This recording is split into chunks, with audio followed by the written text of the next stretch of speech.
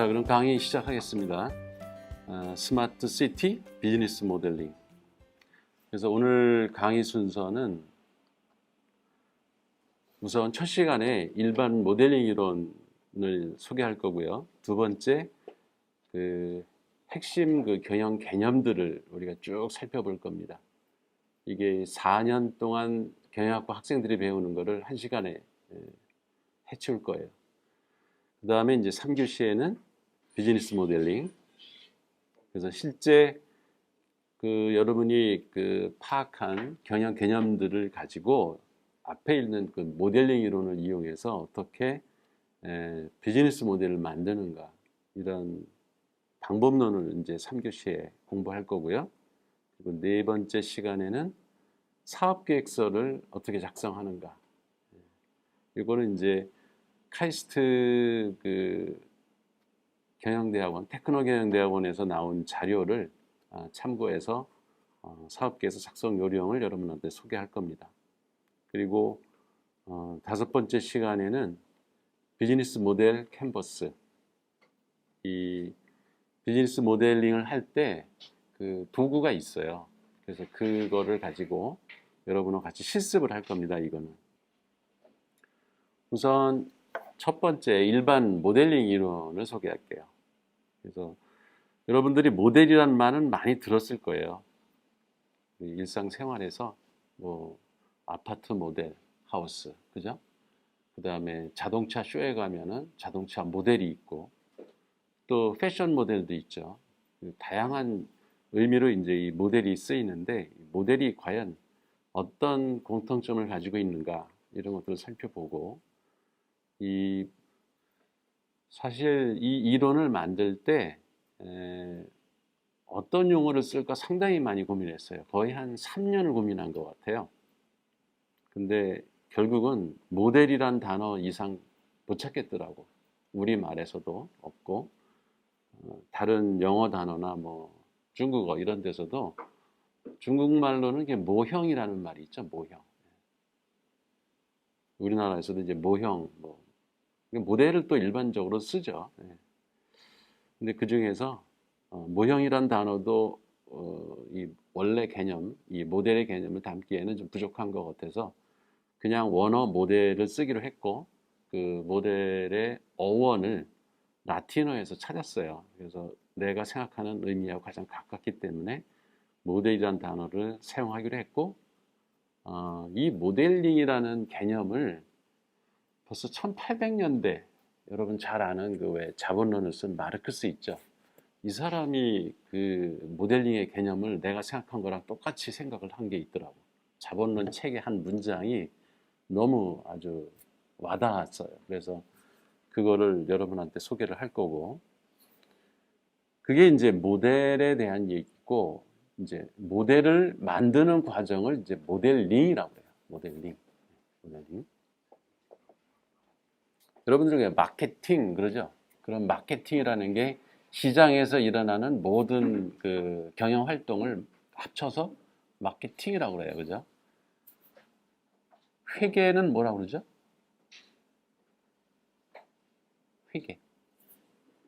회계는 계정 과목을 가지고 하는 일을 다 합쳐서 회계라고 그러거든. 그래서 계정이란 단어가 영어로 어카운트예요. 그래서 어카운트에다 ing 붙이면은 어카운팅이 돼요. 그러면 그 회계하게 되는 거예요. ing만 붙이면 이렇게 범위가 확 늘어나요. 그 특정 단어에. 그 다음에 이제 우리 뇌가 어떻게 작동하는가, 인지 과정, 이거를 좀 살펴볼 거고요. 그 다음에 이제 모델링을 하려면 몇 가지 갖춰야 되는 요소들이 있어요. 그런 거를 보고, 그 다음에 모델링에서 가장 핵심적인 게 이제 언어 매체인데, 이것도 아마 여러분들이 조금 생소할 거예요. 그렇지만 들어보면 우리가 저런 여러 가지 언어를 쓰고 있었구나, 이런 걸 느낄 겁니다. 그래서 모델링 언어 매체 종류를 살펴볼 거고요. 그리고 재밌는 게 모델링에는 차원이 있습니다. 1차원, 2차원, 3차원, 4차원. 지금 뭐 인터스텔라 이런 공상과학 만화에서는 이제 5차원 세계를 이렇게 설명을 하는데, 아직까지 과학적으로 5차원 세계가 증명되지는 않았죠. 예. 그냥 인간이 상상할 뿐이에요. 5차원이라고 하는 거는. 물론 뭐 끈이론 이런 데서는 11차원도 있다 뭐 이런 얘기도 하는데, 지금까지 과학적으로 검증이 된 차원은 4차원까지입니다. 아인슈타인의 상대성 이론에서 4차원이라는 것이 있다는 것을 증명을 했습니다. 그래서 모델링에도 차원이 있다. 우리가 모델링을 할 때 그 차원을 생각해 가면서 모델링을 해야 됩니다. 그러니까 오늘 실습을 통해서 비즈니스 모델을 만드는 것은 3차원 모델입니다. 그래서 그런 게 어떤 의미인지 차원이라는 게 살펴볼 거고요. 그리고 이제 모델링하는 과정, 이게 방법론이죠. 항상 우리가 뭘 배우면 그거의 뜻이 뭔가 의미를 파악하고, 그 다음에 그걸 가지고 뭘 하려면 뭐뭐가 필요하지, 그 구성 요소를 살펴보고, 그 다음에 방법론, 어떻게 할 건데, 이걸 모델링 이론을 알았으면 이거 써먹을 줄 알아야 되잖아요. 그래서 그 사용하는 방법, 그게 이제 모델링 프로세스예요. 그리고 이제 마지막으로 모델링을 공부하면 뭐 어쩌라고, 뭐가 달라지는데, 우리 생각하는 방식, 행동하는 방식에서 어떤 변화가 일어나는데, 이런 거를 이제 마지막으로 이야기하고 강의를 마칠 겁니다. 자, 여기서 한번 잘 보세요. 이게 뭐죠? 첫 번째 그 파란 그 바탕 그림. 그죠? 호주 시드니의 오페라 하우스예요. 이게 조개 껍질 모양을 이렇게 조개를 엎어놓은 거라 그걸 형상화했다고 그래요. 이게 자연 상태에 있었던 건 아니죠. 그죠? 건축가들이 설계해서 지은 거죠. 그리고 저 위에 메가폰을 들고 막 떠들죠. 이야기하는 거. 그 다음에 이 소그림은 누구 그림이에요?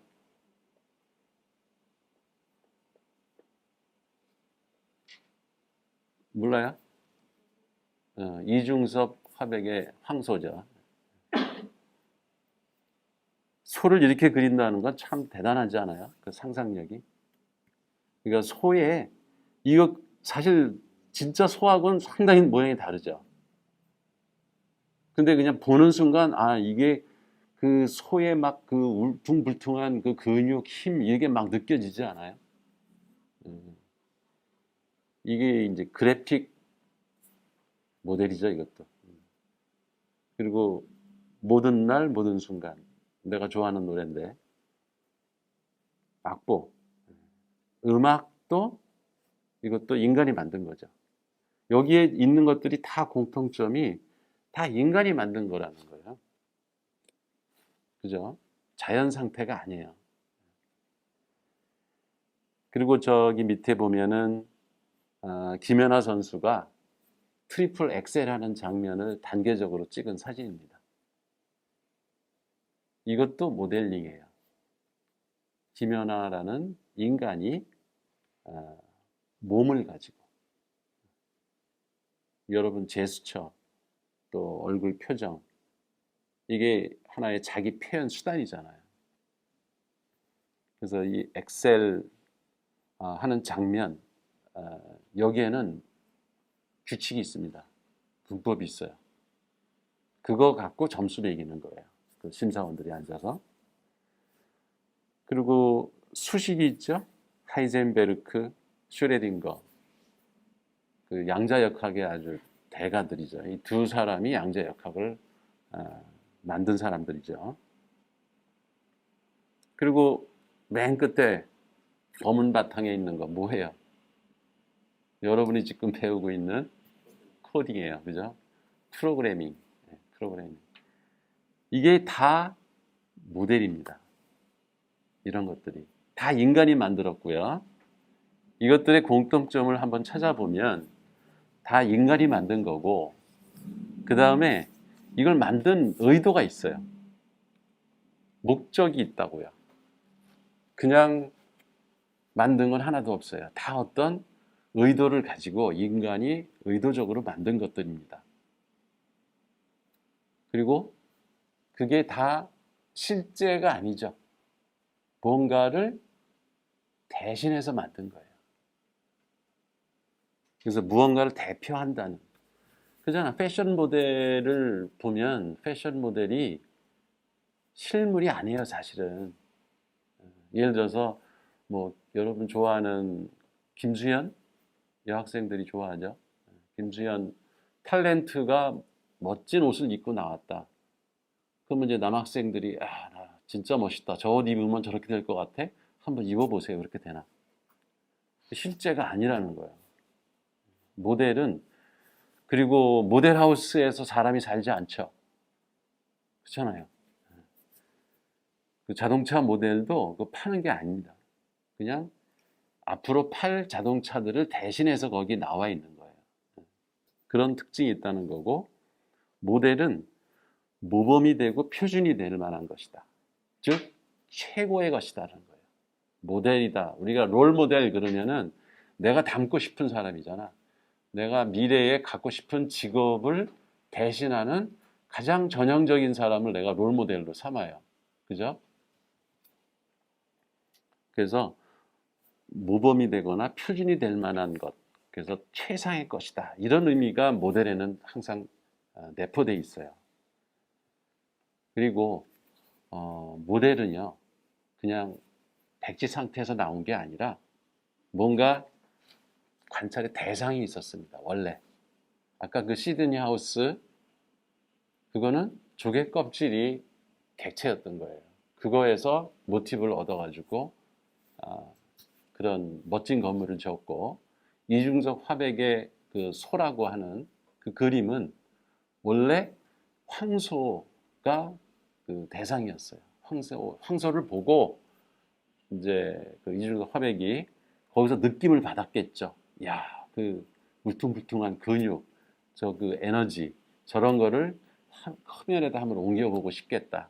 이런 의도를 가지고 그린 그림이에요. 그죠? 그래서 항상 뭔가 대상이 있었다는 것. 그리고 표현 수단이 아까 그림들을 보면 이게 좀 다양하잖아요. 이게 표현 수단이 바로 언어죠. 그죠? 이걸 다른 말로는 또 매체라고 해요. 그래서 언어 매체라는 말을 쓸게요. 왜 언어 매체라는 말을 쓰냐면은 매체라고만 하면 그 전도체도 매체예요. 전기를 전달하는 것도 매체라고 그러잖아요. 그죠? 그 전기를 전달하는 거, 사운드를 전달하는 거. 이게 매체는 다양하기 때문에 우리의 말을, 그 우리의 생각, 이거를 표현하는 수단은 언어 매체라고 합시다. 우리끼리 약속하는 거예요.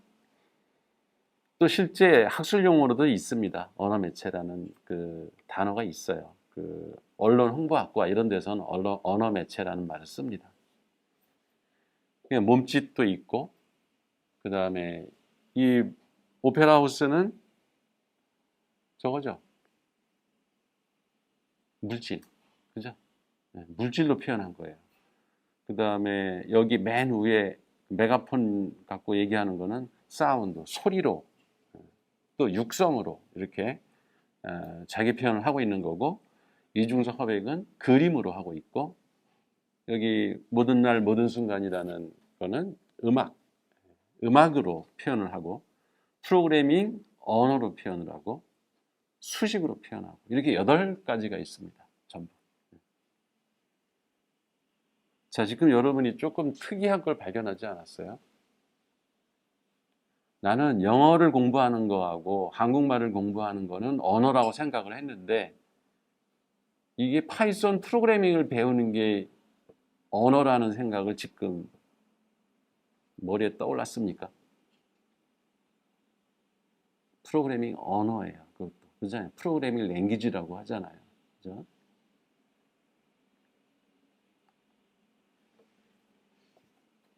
그래서 그런 표현 수단, 언어 매체가 다양하다. 8가지나 있다는 거, 이것도 되게 중요한 사실 중에 하나입니다. 그리고 이 모델은 고객이 있어요. 모델을 쓸 사람이 있다는 거예요. 그죠? 아까 그 시드니에 있는 오페라 하우스는 거기에 사용하는 관객들이 사용자죠. 고객이죠. 이중석 화백의 그림은 그 그림을 감상하는 사람이 고객이죠. 그죠? 우리가 프로그램을 짜면 그 프로그램을 가지고 뭔가 일을 할 사람, 사용자들이 고객이죠. 이렇게 모든 모델은 반드시 고객이 있다. 근데 가끔 이게 그 모델링을 하는 목적이 나 자신인 경우가 있어요. 그렇잖아. 폴킴이 노래를 하면 청중들, 그 고객들, 그 관객들, 팬들이 고객이죠. 근데 내가 그냥 기타 치면서 혼자 노래하거나 노래방 가서 노래하는 거는 관객이 없어도 상관없어요. 내 스스로가 고객인 거죠. 그래서 우리가 모델링 할 때는 나 자신을 위해서도 하고 다른 사람을 위해서도 합니다. 다른 사람을 위해서 하면 우리 첫 번째 시간에 그런 얘기 했었죠. 생산을 하는 거예요. 생산. 모델링을 한다는 얘기가 생산을 한다는 거예요. 내가 뭐를 만들어내. 그러면 대가가 오죠. 그게 모델링 이론에서 되게 중요한 관점입니다. 모델의 어원은 라틴어의 모델루스라는 단어에서 왔어요. 그 어원 사전을 찾아보니까 모델루스에서 모델이라는 단어가 나왔대요. 거기서 파생된 단어가 몰드, 모듈, 왜 모듈러 프로그래밍 이런 얘기도 하죠. 모델 이런 단어들이 다 이 모델루스에서 나온 단어라고 합니다. 근데 모델루스라는 단어는 라틴어의 의미가 하나의 측정 단위였대요. 우리나라로 치면은 대박 같은 거죠. 쌀 한 대, 두 대 이렇게 대로 팔죠. 그래서 뭔가를 담아두는 틀, 그거를 그러니까 그쪽 라틴 이런 그 국가에서는 우유통으로도 쓰였답니다. 우유통. 우유를 담는 그래서 이게 한 통이면 얼마 이렇게 가격을 산정하는 기준이 됐던 거죠. 그래서 뭔가를 담는 틀이라는 의미가 있다는 거예요. 모델이라는 단어에는. 그 사전을 찾아보면은 그 옥스퍼드 사전, 뭐 케임브리지 사전 이런 데를 다 뒤져봤어요. 모델이라는 단어가 어떤 의미인가. 그 뜻이 엄청 많습니다. 근데 그 중에서 대표적인 게 이제 어떤 것, 특히 그 특성을 나타내거나 그 성격을 연구하기 위해 사용되는 시스템이나 현상을 도회적으로 서술하거나 또는 재현해 놓은 것. 이게 이제 옥스퍼드 사전의 모델의 정의입니다. 그러니까 이걸 다 아울러 보면 모델이라는 단어는 어떤 의미냐면 인간이 사물을 보고 관찰을 해요. 인식을 해가지고 머릿속에 어떤 머리에 이미지가 떠오릅니다. 그걸 이제 심상이라고 그래요. 멘탈 이미지. 이거를 매체, 언어 매체로 표현하는 행위. 표현해 놓은 것은 모델이고 그거를 표현하는 행위는 모델링이고 의미가 이제 명확히 오죠. 가만히 생각해 보면 여러분이 지금 태어나서부터 지금까지 하고 있는 거에 상당한 부분이 모델링을 하고 살았어요, 사실은. 다만 차원이 다르기 때문에 아직 돈을 못 버는 거예요. 돈을 벌려면 최소한 3차원 모델링을 할 수 있어야 다른 사람이 나한테 대가를 지불합니다. 자, 그 마르크스의 자본론에 이런 문장이 나와요. 가장 열등한 건축가라 할지라도 최고의 꿀벌보다 우수한 까닭은 건축가는 집을 짓기 전에 먼저 자신의 머릿속에서 집을 짓기 때문이다. 벌은 먼저 설계도를 작성하지 않습니다. 그냥 본능적으로 페로몬이나 뭐 이런 끈끈이, 침 이런 거를 뱉어서 그냥 자기가 맡은 부분에 일을 할 뿐이에요. 그러면 그게 다 합쳐져 가지고 벌집이 생기는 거지 벌집을 미리 구상을 해가지고 설계도를 만들어 가지고 그거에 따라 집을 짓는 게 아닙니다. 근데 그 본능적으로 지었는데도 우리가 보면은 정말 정교하고 아름답죠. 근데 그게 아름답다고 해도 인간이 아주 허접하게 지은 조그만 진반도 못하다 이런 거예요. 그러니까 노동 과정의 마지막에는 노동을 시작할 때 이미 인간의 표상 속에 자, 이 모델링 단어하고 되게 비슷하지 않아요? 인간의 표상, 이게 바로 심상이죠. 멘탈 이미지. 요컨대 개념적으로 이미 존재하고 있던 결과가 밖으로 나오는 것이다. 모델링 문장하고 똑같죠. 지금 마르크스 하고 있는 얘기가.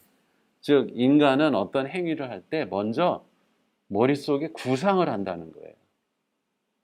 동물들은 구상을 할 줄 모릅니다. 인간만이 구상을 해요. 먼저 설계를 하는 거예요. 영어로는 디자인을 하는 겁니다. 디자이너예요, 인간은. 동물하고 달라요. 동물은 디자인을 할 줄 몰라요. 인간만이 디자인을 할 줄 압니다. 그거를 이 칼 막스가 1800년대에 이미 간파를 한 거죠. 근데 이 사람은 이제 모델링으로는 안 만들었어요. 그죠? 자본론을 썼고. 자, 그러면 이제 지금까지 했던 말을 종합해서 이게 이제 모델링 이론 책의 가장 대표적인 그림이에요. 물론 지금 시중에 나와 있는 책에는 이 그림은 없습니다. 이게 계속 내가 업데이트를 하고 있기 때문에. 그래서 요 말이 중요해요. 이게 여러분한테 하나의 프레임워크예요. 우리가 살아가는데 또 공부하는데 써먹을 수 있는 아주 핵심적인 프레임워크를 하나 여러분한테 지금 제시하고 있는 겁니다. 모델링은 요 빨간 줄 친 거, 빨간색으로 된 거, 사람이 이게 주체예요. 행위자가 있어야 돼, 그죠? 사람이 어떤 의도를 가지고, 의도가 반드시 있어야 됩니다. 목적이죠. 가지고 대상을 인식하여 사물을 관찰하는 겁니다. 대상은 객체라고 그래요.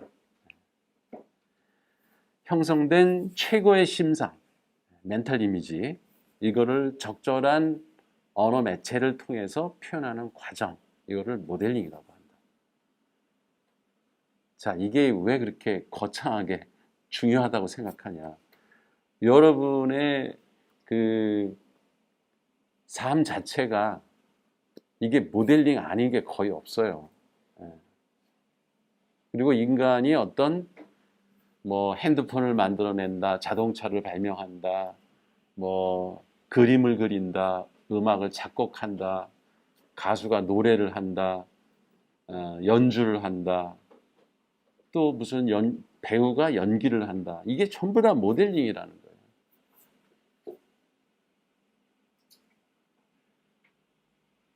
자, 이 그림을 이해하면 이제 모델링 이론은 다 이해하는 거예요. 여기 보면 가운데 주체가 있죠. 이 문장을 그대로 그림을 그린 겁니다. 주체는 나 자신이에요. 그죠? 인간이에요. 정신세계를 가지고 있고 그 안에는 인지 과정이 일어나요. 즉 생각하는 그 단계가 세 단계가 있어요. 우리 뇌에는. 여기 보면은 감성, 지성, 이성 이 세 가지 단계로 우리 뇌가 작동을 합니다. 이거는 내가 얘기한 거가 아니고 임마누엘 칸트라고 하는 유명한 철학자죠. 철학 역사에서 가장 존경받는 인물 중에 하나죠. 고대 철학에서 소크라테스가 있다면 근대 철학에는 칸트가 있어요. 이 칸트가 쓴 순수 이성 비판이라는 책에 나오는 이야기예요. 감성, 지성, 이성 이 세 단계로 우리 뇌가 작동을 한다라고 이야기를 했고 그 인지 모델은 지금까지 모든 사람들이 받아들이고 있습니다. 그래서 그 감성, 지성, 이성의 결과로 그러니까 심상이 형성돼요. 멘탈 이미지, 뇌의 그 이미지를 만드는 거예요. 그 심상이라고 해요. 이거를 표현하면, 밖으로 표현해내면 표현하는 수단이 그 매체, 거기 보면 이제 원시 언어와 문명 언어 두 가지로 구분되어 있는데 원시 언어에 해당하는 것이 물질, 소리, 몸짓, 그림 이런 게 있고요. 문명 언어에는 그 구술은 그 말하는 거, 인간이 말하는 거는 원시 언어에도 들어가고 문명 언어에도 들어가요. 그래서 여기에는 지금 원시 언어로 되어 있는데 문명 언어로 넣는 게 더 나을 것 같아요.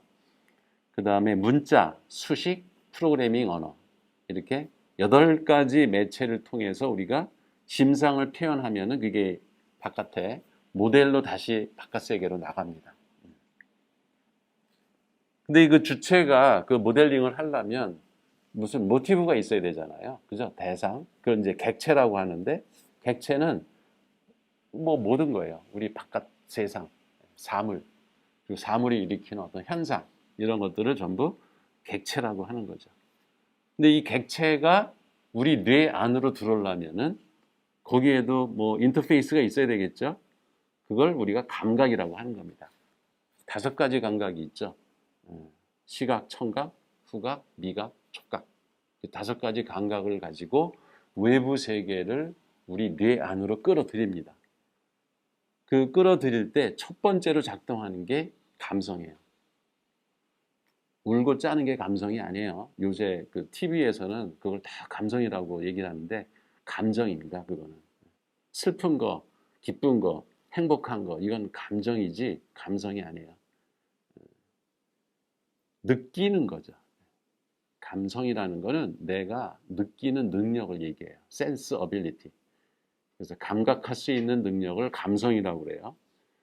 그러면 이 감성을 느끼는 단계에서는 우리가 뭐 언어가 사실 필요 없어요. 그냥 느낌이 머릿속에 탁 찍혀요, 사진이. 그건 좀 이따 다시 얘기할게요. 그래서 감각, 인상이 생기고 그거를 이해하면은 이제 지각을 한다 그래요, 우리가. 그 지성이 작동을 하는 겁니다. 저 사람 참 지성스럽게 생겼다. 그 얘기는 이해력이 있다는 거예요. understanding. 그리고 인간이 동물하고 다른 거는 이성을 가지고 있다는 것. 그러니까 감성과 지성은 동물도 있어요. 근데 이성은 동물한테는 아직까지 아무리 실험을 해도 동물한테 이성이 있다는 증거를 발견하지 못합니다.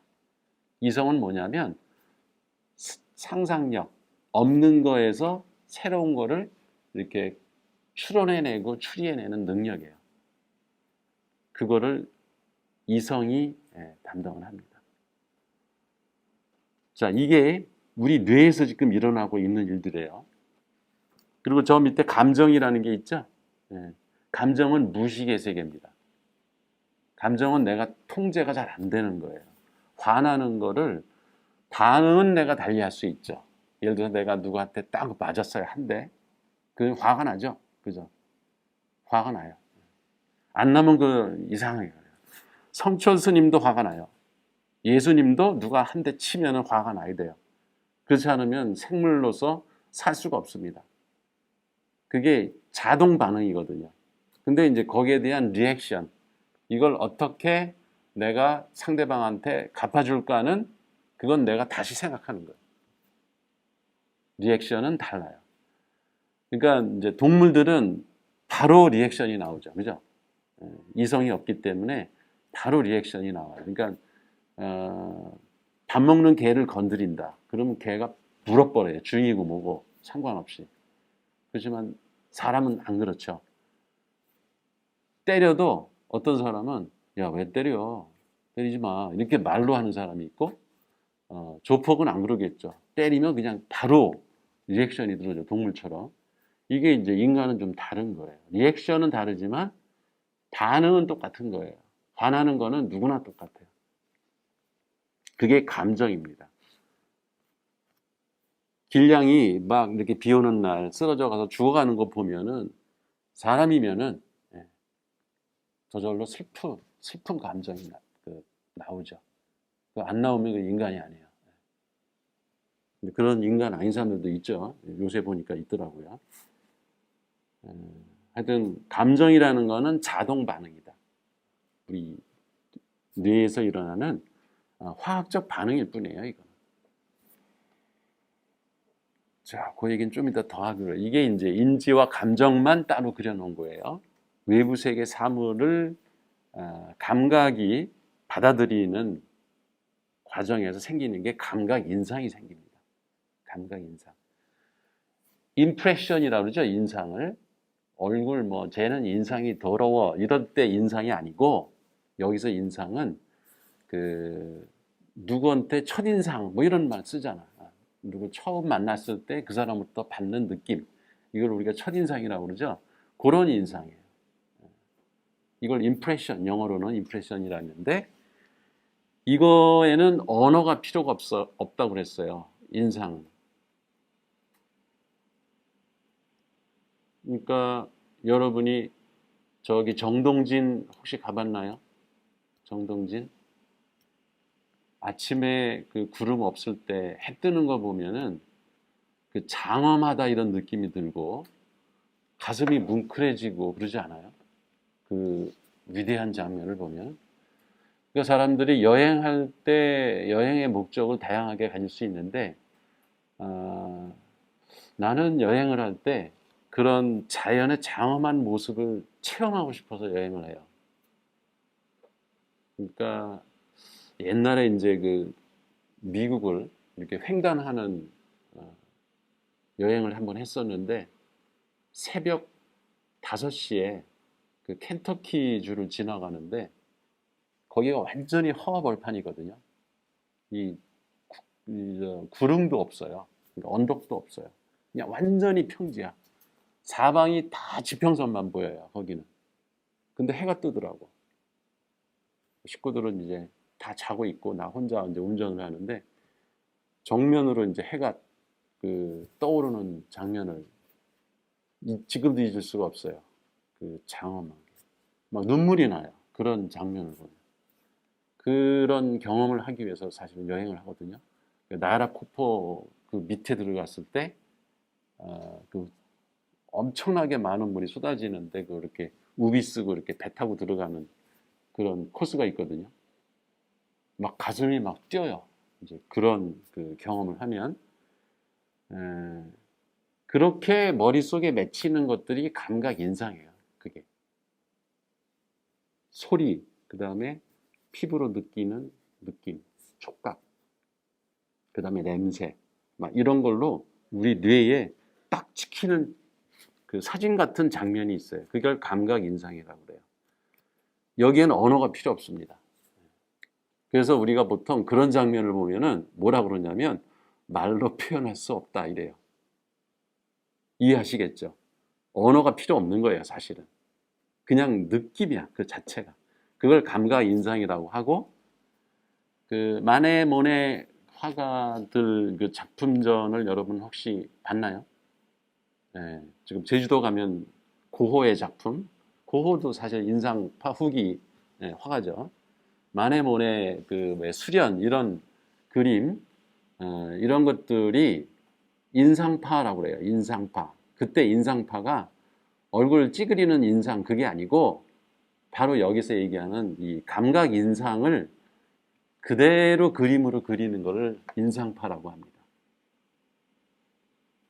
그러니까 지각, 생각 단계를 거치지 않고 그냥 자기가 감각기관을 통해서 뇌 안에 들어온 것을 바로 화폭으로 옮기는 것을 인상파화가 그림이라고 그래요. 그래서 감각 인상을 이제 우리 뇌에서 이제 받아들였기 때문에 뇌에서 그게 뭐지? 하고 이렇게 생각을 하기 시작해요. 그걸 지각한다고 그래요. 지성이 작동을 하는 겁니다. 그러면 이제 개념이 생기고 기억이 돼요. 그리고 거기서 정보를 얻고 지식을 형성하고 이런 일들이 벌어지는 게 바로 지각이 하는 일이고 그런 능력을 지성이라고 하는 겁니다. 네. 개념이 생긴다는 말이 정확했단 말이에요. 네? 개념이 생긴다는 말이 정확했단 말이에요. 이해가 되니까 그게 단어하고 그러니까 언어하고 결합을 하면서 아 이거는 해돋이구나. 아 이거는 뭐구나. 이렇게 크다, 작다, 무겁다, 무섭다, 뭐 가볍다, 뭐 이런 판단을 하기 시작한다는 거예요. 이해되죠? 예. 그러니까 감각 인상 단계에서는 좋다 나쁘다 그런 거 없어요. 그냥 팍 사진이 찍히는 그런 단계예요. 근데 이거가 이제 왜 이렇게 짜지? 뭐 이런 이제 생각을 한단 말이야. 어린애한테는 짜다는 느낌이 없지 않겠어요? 그러니까 이 지성이라는 거는 학습한 결과예요. 배운 거예요, 그렇게. 어린아이한테 뱀을 갖다가 주잖아요. 그럼 뱀을 만지려고 그래요. 왜? 뱀이 위험하다는 거 아직 모르기 때문에. 얘한테는 그 뱀의 매끈한 그 피부가 그냥 좋은 거야. 감각 인상이 좋은 거야. 그래서 뱀을 만지려고 그러고 이구아나도 막 만지려고 그래요. 어린애들 보면. 근데 만졌다 물리면 이제 아프다. 그 다음에는 기억이 남죠. 이거는 함부로 만지면 안 되겠구나 하는 판단을 하기 시작해. 이게 지각이다. 이거. 그러면 이제 개념이나 지식이나 정보나 이런 것들이 머릿속에 형성이 돼요. 그리고 나서 거기까지는 동물들도 알아요. 동물들도. 그잖아. 가끔 이제 다람쥐 같이 기억력이 짧아서 이게 틀에 먹이를 먹으러 갔다가 잡힐 뻔했어요. 그러면 사람은 거기 안 가죠. 기억을 하니까 이건 위험하다고 생각하고. 근데 다람쥐는 또 가서 결국은 잡혀요. 기억력이 안 좋아서 그래요. 학습이 안 되는 거지. 지성이 좀 떨어져요. 근데 웬만한 닭이고 개고 고양이고 이런 우리 주변에 있는 그 포유동물 조류들은 그런 기억력은 다 있어서 한 번 다 한 데는 절대 안 갑니다. 그게 지성이 작동하기 때문에 가능한 거예요. 마지막 단계는 이성입니다. 이성은 추론하는 거예요. 영어로는 reasoning 한다. R-E-A-S-O-N, reason. reasoning을 하는 거를 우리가 이성을 작동시킨다 이렇게 얘기를 해요. 이걸 우리는 생각한다 그래요. 그러니까 생각한다라는 말이 이 앞에 감각, 그러니까 감성, 지성, 이성을 다 포괄해서 이것도 생각한다 이렇게 우리가 일반적으로 얘기는 하는데 정확하게 이걸 개념 구분을 하자면은 이성 단계에서 우리가 느끼는 것을 생각한다고 하는 거예요. 뭔가 날생자잖아요. 생각이. 각이 새로 태어난다. 무슨 얘기냐면 없던 거를 끌어낸다 이런 얘기거든요. 생각한다는 말이. 그래서 창의성은 여기서 발현이 되는 겁니다. 앞에 감성과 지성 단계에서는 창의성이 없어요. 그냥 외부 세계를 내가 이해하는 것까지입니다. 받아들여서 이해하는 것.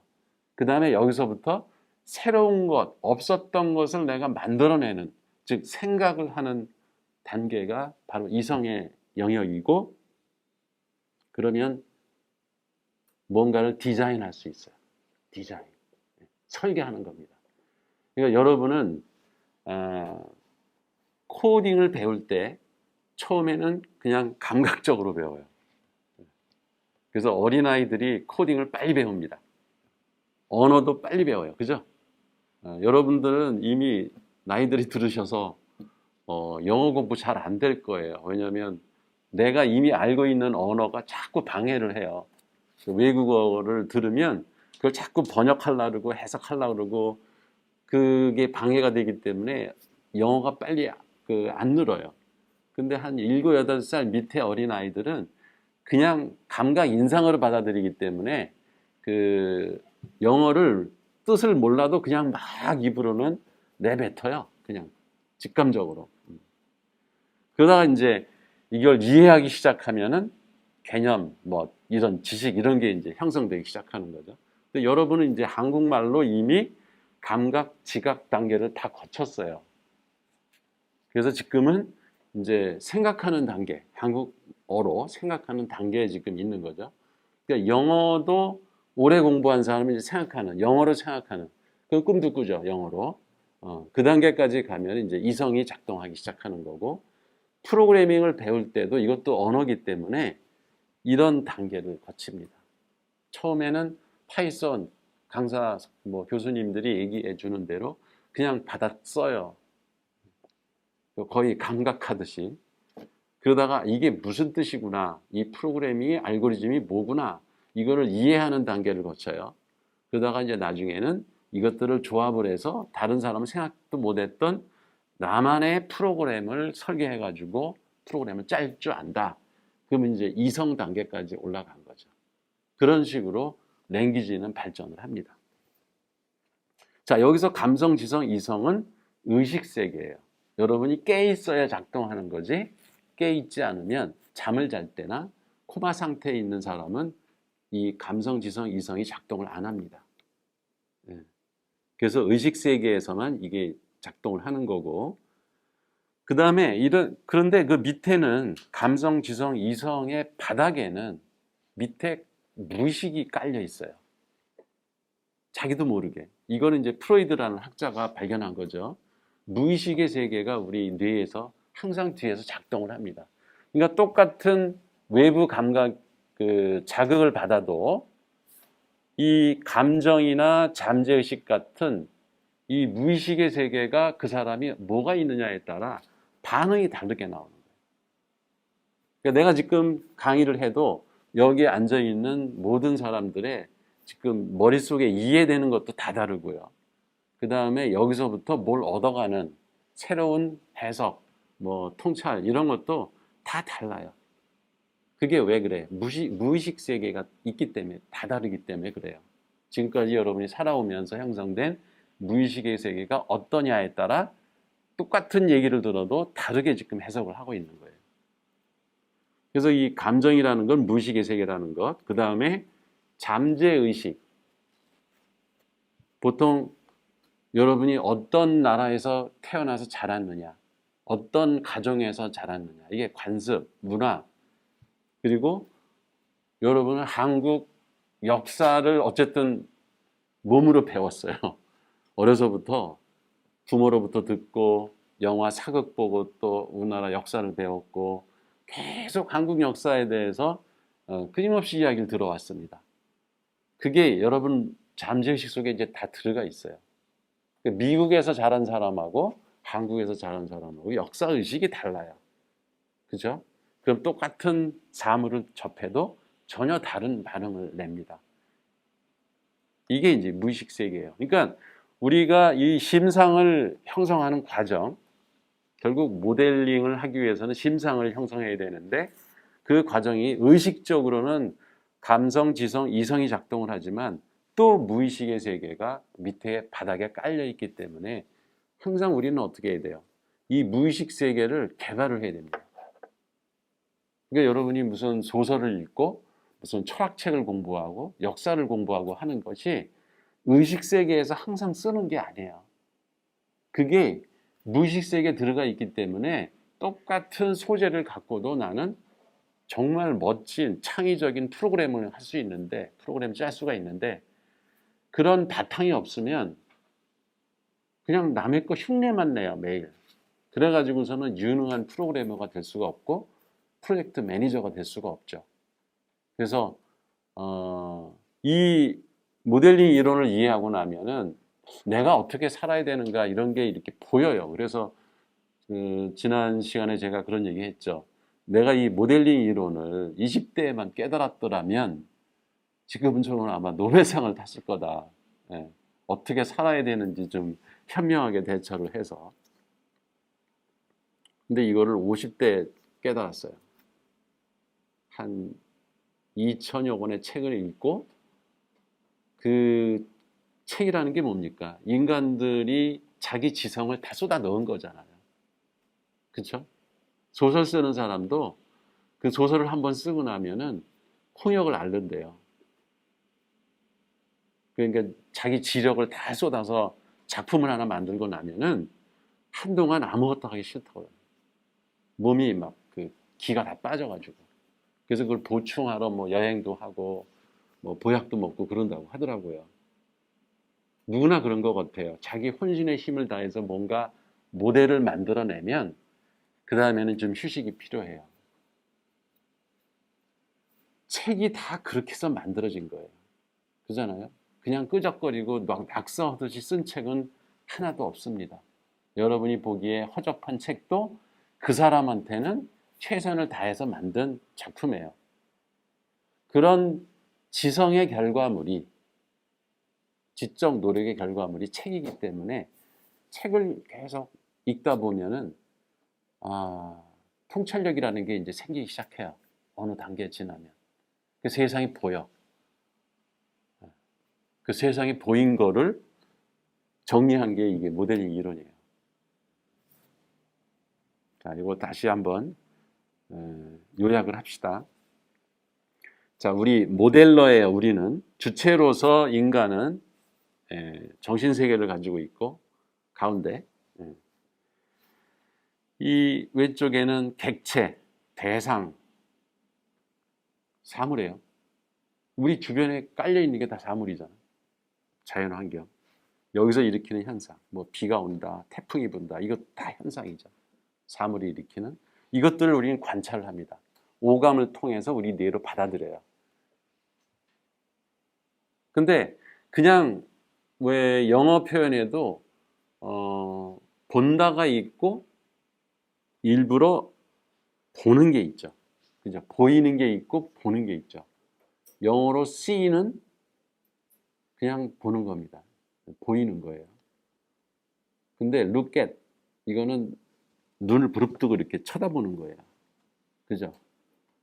듣는 것도 그냥 단순히 지금 여러분들 별소리가 다 들리죠. 비 오는 소리 들리고 차가 지나갈 때. 근데 여러분은 그 귀담아 듣지 않잖아요. 그 hear예요. hear. H-E-A-R. hear. 근데 내가 저 트럭 소리가 센가, 택시 소리가 센가 이렇게 관심을 가지고 그 소리를 일부러 들으려고 그러면은 listen to라고 그래요. 영어에서는. 그죠? 달라요. 그러니까 여기서 객체, 대상을 우리가 관찰을 할 때 hear나 see 하면 안 된다. look at 하고 listen to 하고 우리 표현도 항상 본다는 표현을 우린 항상 붙여요. 맛을 느낄 수가 있죠. 그죠? 맛을 근데 본다고 그래요. 맛본다. 그 다음에 만지다가 아니라 만져본다 그래요. 우리 한국말 표현이 참 특이해요. 그거 보면은. 다 의도적으로 하는 거는 본다라는 말을 붙입니다. 만져보다, 냄새 맡아보다, 눈여겨보다, 들어보다. 듣다가 아니라 들어보다. 그게 의도적으로 관찰하는 겁니다. 그러니까 모델링 하는 사람은 의도적으로 사물에 관심을 가져요. 이게 되게 중요한 거예요. 여러분이 이게 길거리 지나가면 온갖 꽃들이 뭐 세멘트 사이로 다 이렇게 삐져나와서 자라고 있고 아름다운 꽃들이 피어 있고 그런데 그냥 지나갑니다. 별 관심 없이. 근데 이 모델링 습관이 붙은 사람은 이 자연이나 자기 주변 환경을 눈여겨보기 시작해요. 관찰을 하는 겁니다. 내가 체험한 건 그런 거예요. 동양화를 배우기 전에는 나뭇잎이나 꽃잎이나 나무나 이런 거가 그냥 나무, 꽃 이런 거였지 별로 그렇게 그 자세히 볼 일이 없었어요. 근데 이제 동양화에서 그 난초를 그리려면은 난을 수백 번 봅니다. 그리고 꽃잎 그 무늬 하나하나가 얼마나 아름다운가 이런 거를 내가 그림으로 표현하기 위해서 자세히 관찰하기 시작해요. 그게 화가의 눈과 일반 사람들이 사물을 보는 눈이 다른 거고요. 음악하는 사람들도 마찬가지더라고요. 그 작곡하는 사람들은 모든 사운드에 귀 기울여 들어요. 바람 소리도 예사롭게 들리지 않는 거예요. 그 사람들한테는. 그래서 이 주체가 객체를 관찰할 때 목적과 의도를 갖고 있으면 의도적으로 자세히 보는 겁니다. 여러분도 이제 그런 습관을 좀 가졌으면 좋겠어요. 프로그래밍을 잘하려면, 즉 모델링을 하려면 이제부터는 이 어떤 게 프로그램화 할 수 있을까라는 시각으로 보기 시작하면 여러분은 빨리 성장해요. 유능한 프로그래머가 될 수 있는 거죠. 그 다음에 이제 매체,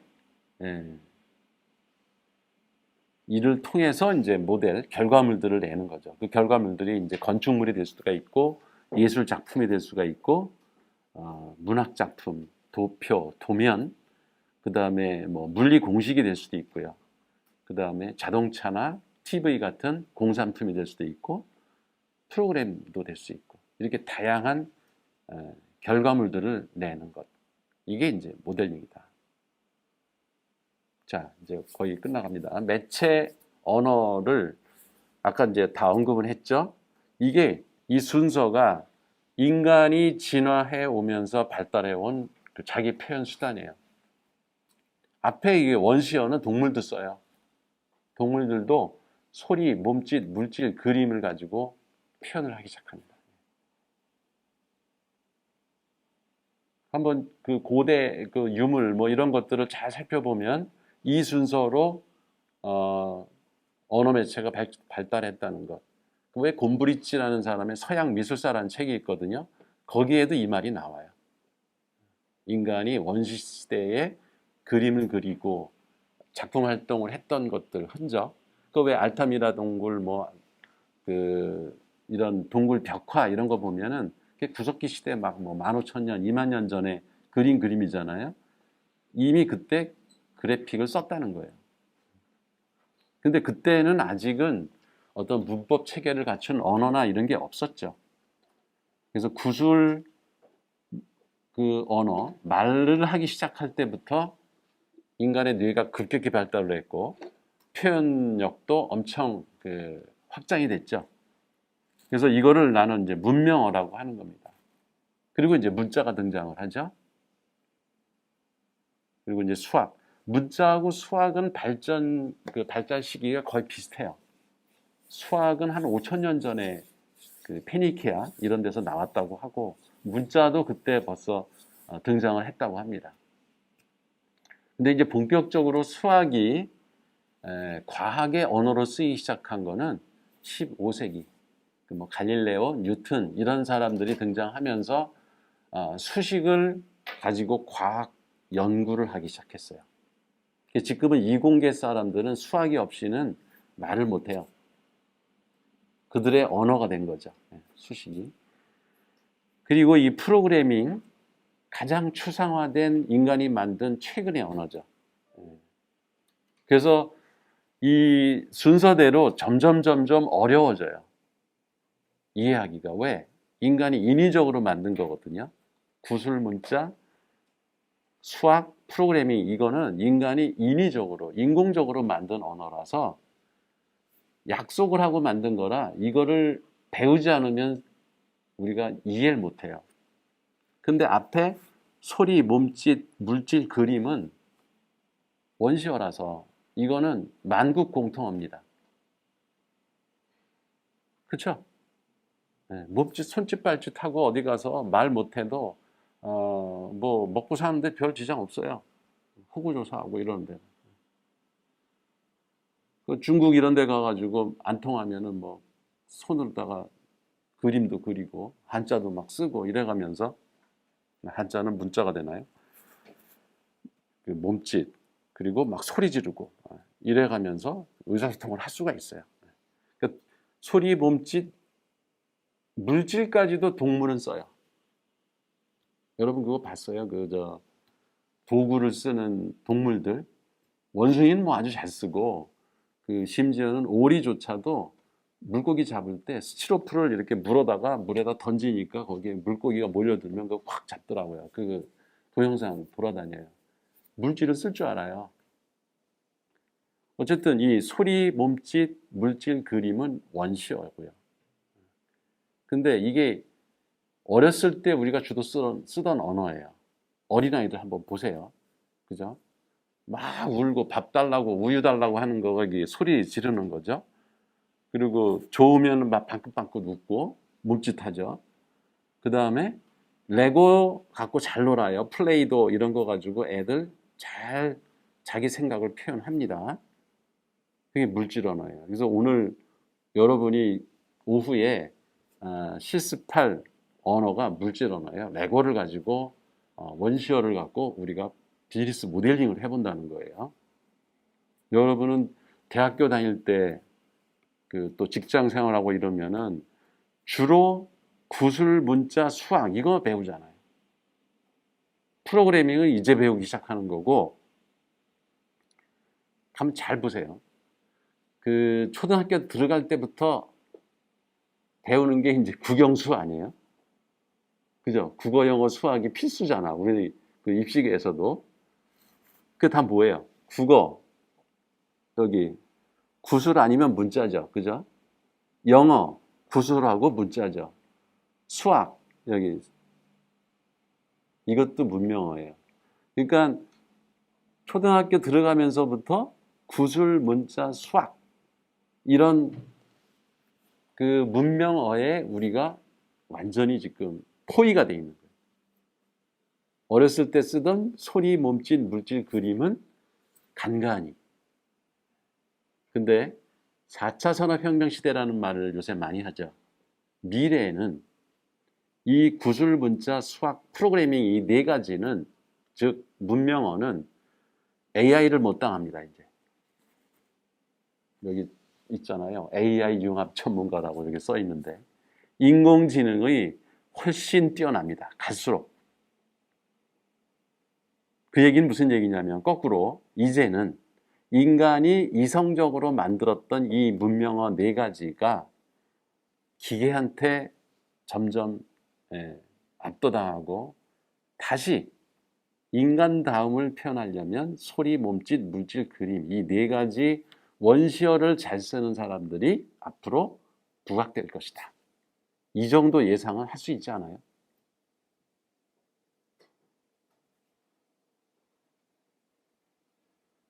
이런 게 이제 모델링 이론을 공부하면 이게 통찰력이 생기는 거예요.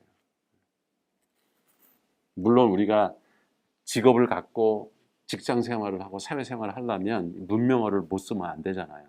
이건 당연히 어때까지 배워왔고, 그죠? 앞으로도 이건 계속 쓸 수밖에 없어요. 근데 여기에 멈춰갖고는 인공지능한테 당한다. 얘를 뛰어넘으려면 다시 원시어를 갖고 우리가 대적을 해야 된다. 이런 얘기예요. 자, 차원 얘기만 하고 끝냅시다. 차원.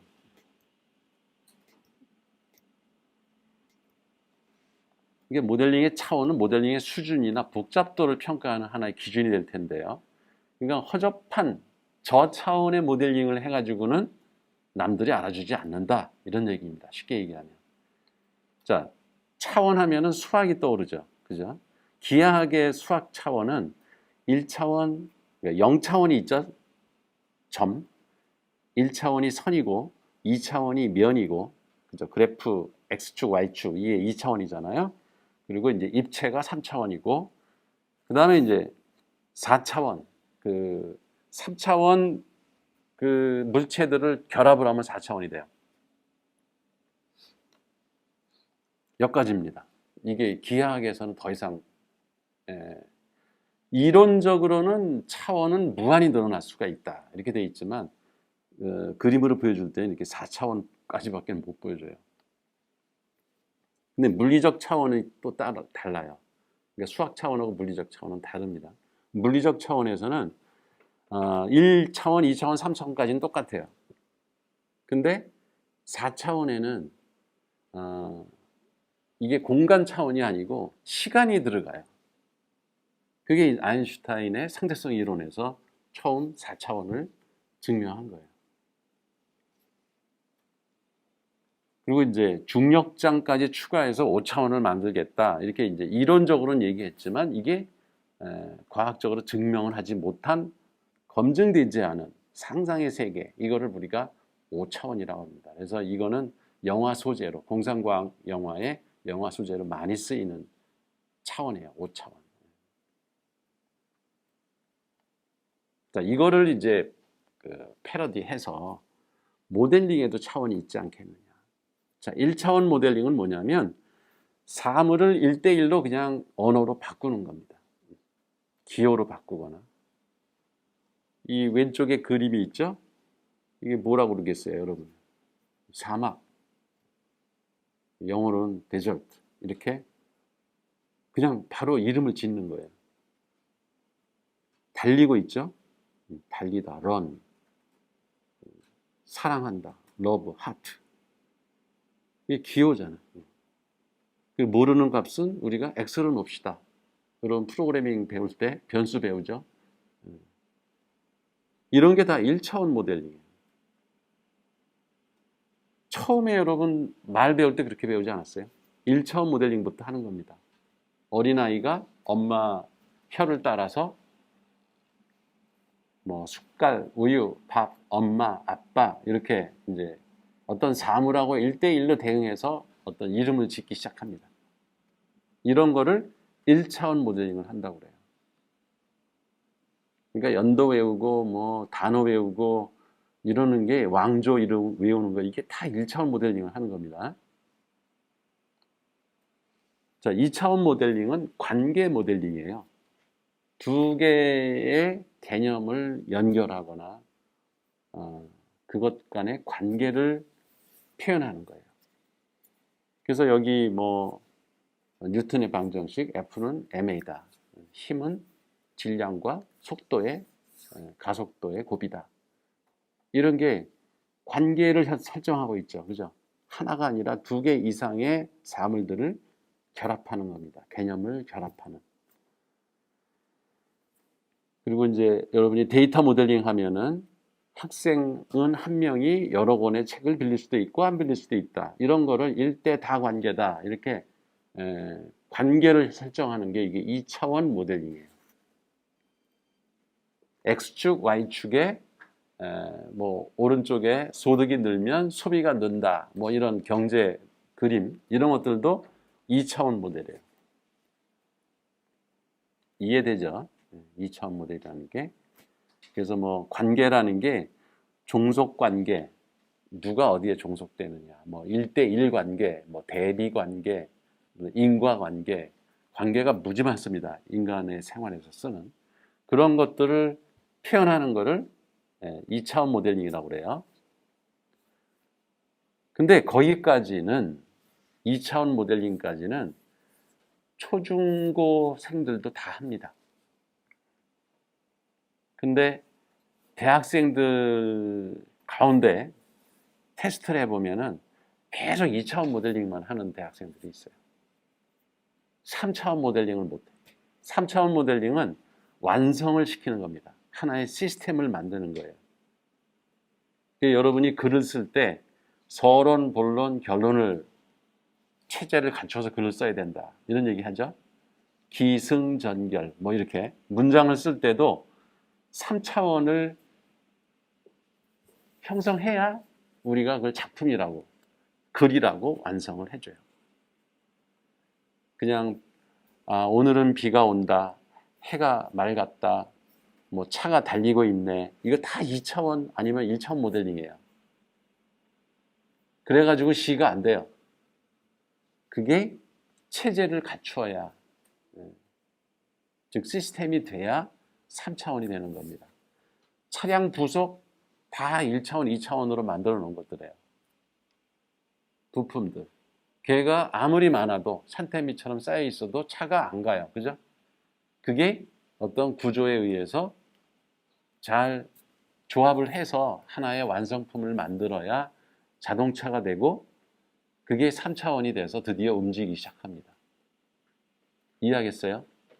여러분들이 뭐 자기 소개서를 쓴다, 자소서를 써놓은 걸 보면은 그 전문가가 볼 때는 그냥 2차원 모델링이야.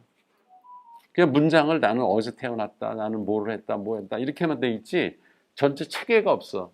그리고 자기는 자기소개서 다 썼다고 그래.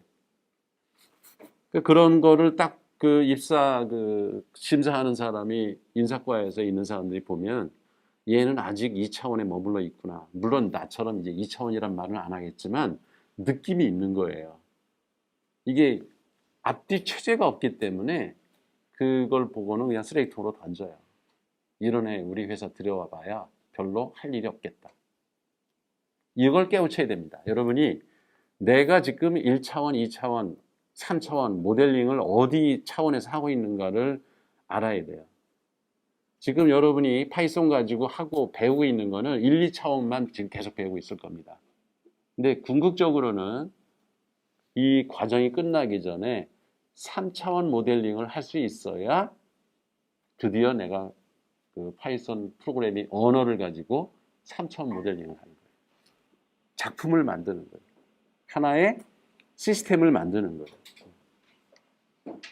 그러니까 모든 공부의 목적을 그렇게 3차원 모델링은 최소한 해야 되겠다. 물론 이제 4차원, 5차원도 있지만 4차원은 여기다가 시간축을 더하는 겁니다. 즉 업그레이드 해나가는 거예요. 뭐 제네시스 첫 번째 모델이 나왔죠. 그거 완성된 차기 때문에 제네시스 1세대는 그것도 하나의 시스템이죠. 이게 3차원 모델이에요. 근데 이게 2세대, 3세대 계속 시간축을 따라서 진화를 하죠. 그게 4차원 모델링입니다. 5차원 모델링은 아까 얘기했듯이 검증되지 않은 상상의 세계. 완전히 인간이 어디 뭘 보고 만든 게 아니라 그냥 자기의 상상만으로 새로 만들어낸 것. 그러니까 최초의 어떤 신제품들은 이 5차원 모델링인 경우가 가끔 있는 거죠. 이거를 한 사람은 세계적인 명인이 되는 거고 위인이 되는 거예요. 예를 들면 스티브 잡스는 핸드폰을 처음 만들었어요. 이 지구상에 없던 거를 만들었습니다. 이게 이제 5차원 모델링을 한 거죠. 그 다음에 삼성전자는 그걸 흉내내서 만들었기 때문에 1차원 모델링이에요. 흉내내서 만든 건 1차원이에요. 모방을 하는 거예요. 근데 거기에다가 전혀 새로운 기능, 애플에는 없는 새로운 기능을 추가했다. 그러면 이제 그때 그 부분은 5차원이 되는 거죠. 이런 식으로 모델링은 차원이 있다고 하는 것, 이거를 생각하면서 이 모델링 프로세스는 지금 얘기한 거를 정의한 거예요. 처음에 의도를 갖고 그 다음에 객체를 관찰하고 지각을 해. 뭔지 이해를 해야 돼요. 그죠? 지각을 하고 설계. 창의적으로 자기가 이성을 이용해서 뭔가 새로운 거를 만들어내야 됩니다. 그게 이제 우리가 설계한다고 그래요. 그리고 밖으로 표현을 해야 돼요. 머릿속에는 온갖 심상들이 여러분 많이 있을 거예요. 좋은 모델들이. 근데 이게 밖으로 나오지 않으면은 이게 물리적 모델이 안 돼요. 그래서 표현을 해야 되고 그리고 리파인, 가다듬어서 원래 내가 의도한 대로 제대로 작품이 나왔나 확인하는 과정. 이런 과정을 거치면서 우리가 모델링을 합니다. 그 앞자만 따서 이거를 이슈더라, 이슈더라고 합니다. 그래서 모델링 이론을 정의하면 모델은 이게 가장 중요한 거예요. 첫 번째 시간에도 얘기했지만 소비자가 되지 말고, 물론 소비가 필요해요. 그죠? 소재를 구하기 위해서. 그렇지만 궁극적으로는 모델을 생산하는 사람이 되자. 두 번째는 사물을 의도를 가지고 관찰하되 5가지 감각이나 있다는 걸 잊지 마세요. 계속 눈팅만 하지 말고 들어도 보려고 하고 만져도 보고 맛도 보고 냄새도 맡아보고 5가지 감각을 최대한 활용하면 뇌가 되게 많이 활성화됩니다. 그러면 창의력이 생겨요. 그래서 오감을 계속 살리는 연습을 해라. 나이 들수록 이게 점점 시각만 쓴다고 그러더라고, 사람이. 그리고 모델링에는 주체, 객체, 매체가 있다. 주체에 관해서는 세상에 변하지 않는 것은 없다. 철학사를 다 뒤져보면 철학은 계속 변해옵니다. 그리고 객체도 변하고 주체도 변한다라는 게 현대 철학의 결론이에요. 미래는 현재의 선택에 달려있는 거예요. 여러분이 미래가 어떻게 될 거냐 예측하는 게 중요한 게 아니고 내가 어떻게 미래를 만들어 갈 것이냐, 이건 주체만이 할 수 있는 능력입니다. 객체에는 이런 바깥에 물리적 세계도 있지만 인간이라고 하는 뇌 안에 있는 정신 세계도 모델링의 대상이 될 수가 있는 거고, 그 다음에 없는 가상의 세계를 누가 만들어놔도 요새 뭐 오큘러스 이런 거 갖고 왜 그 머리에다 쓰고서는 온갖 가상현실 체험할 수 있죠. 그거를 우리가 한번 해보고 또 거기서 아이디어를 얻어서 모델링을 새롭게 또 할 수 있는 겁니다. 그래서 객체는 그렇게 다양하다. 그것도 알고 매체도 아까 8가지 매체가 있다고 하는 것. 그리고 이성 이런 중심의 문명 언어, 여기에만 여러분 매몰되지 말고 원시 언어를 다시 한번 살려라. 이따가 실험을 할게요. 여러분이 어떻게 원시 언어를 썼을 때 생각이 어떤 식으로 바뀌는가를 실험을 할 겁니다. 오후에. 그래서 의도적으로 원시 매체를 적극 활용해라. 그러면 여러분이 다른 사람들보다 앞설 수 있다. 그러니까 인공지능을 이길 수 있는 방법은 원시 매체를 내가 적극 활용하는 거다. 그리고 최소한 3차원 모델링 능력을 할 수 있도록 자기 능력을 개발해라. 이런 관점을 가지고 여러분이 공부를 하면 아마 속도가 엄청 빨라질 겁니다. 자기가 막 느낌이 올 정도로 내가 이렇게 빨리 성장을 하나 할 정도로. 그래서 이거를 계속 이 모델링 이론의 핵심을 항상 하루에 한 번에서 한번 이렇게 들여다보세요. 자, 여기까지 첫 번째 모델링 이론 강의 마치겠습니다.